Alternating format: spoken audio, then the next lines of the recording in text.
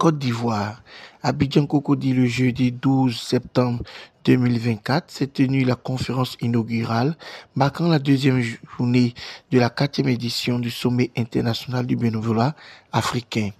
Le thème de cette édition 2024 était « État des lieux du bénévolat en Afrique et perspectives ».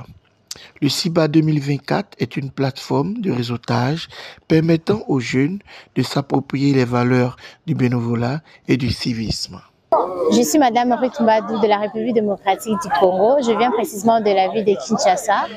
Je suis jeune, je suis membre bénévole dans plusieurs associations, que ce soit nationales ou internationales. Alors, je suis ici à Abidjan pour ce sommet qui est le sommet international des bénévoles africains CIBA, qui est à sa 4e édition. La question sur le bénévolat nous a vraiment tiqué parce que nous sommes tous jeunes, nous œuvrons pour cette cause noble qui est le bénévolat ou le volontariat pour le développement durable de notre pays. Et comme ici il est question de l'Afrique, voilà pourquoi nous sommes là pour le développement durable de notre continent. Moi, c'est colonel Apata Yavo Nicolas du ministère des Eaux et Forêts. Je suis consultant humanitaire international près de Genève. Je suis aussi promoteur d'une ONG, la Green Legacy Initiative, qui est une ONG de droit suisse basée à Genève.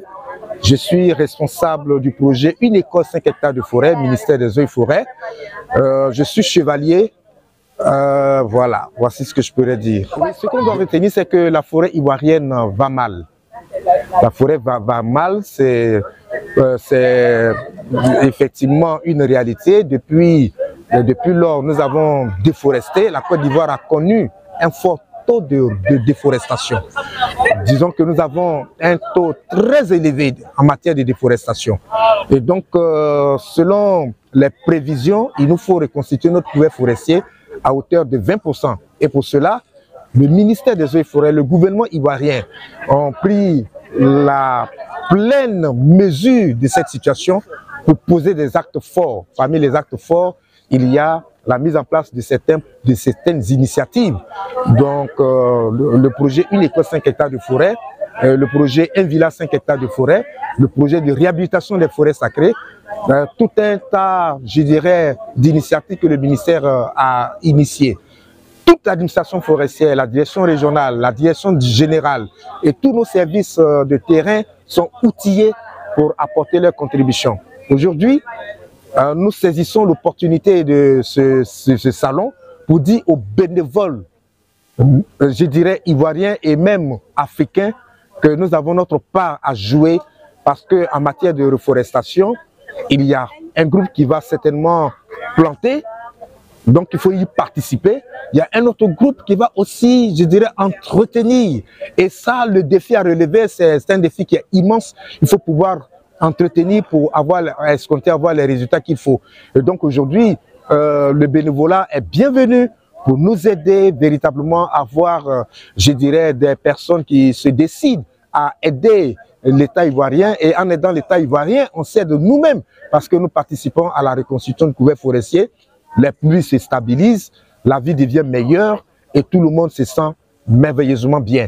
Et donc nous sommes venus libérer un message fort à cette jeunesse-là pour leur dire qu'elle a sa part à jouer dans la reconstitution du couvert forestier. Toute l'administration forestière est, je dirais, très outillée, très mobilisée, avec en avant le ministre des Eaux et Forêts, Laurent Tchaba, qui fait un travail de fond de 3,5 millions d'hectares, 2,97 millions d'hectares que nous avons autour de 2021. Aujourd'hui, nous sommes à 5,4 millions d'hectares selon la dernière estimation du Bureau national technique et avec d'autres structures internationales. La forêt est en train de reprendre ses droits. Et tout ça, c'est avec les efforts conjugués de tout un ensemble. Et aujourd'hui, ce salon est bienvenu pour dire à la jeunesse africaine que nous avons des initiatives au plan africain. Il y a la grande muraille verte où la jeunesse peut prendre sa part, mais dans chaque pays individuellement, les jeunes gens peuvent aussi prendre leur part. Voici le message fort que nous sommes venus libérer. Je vous remercie.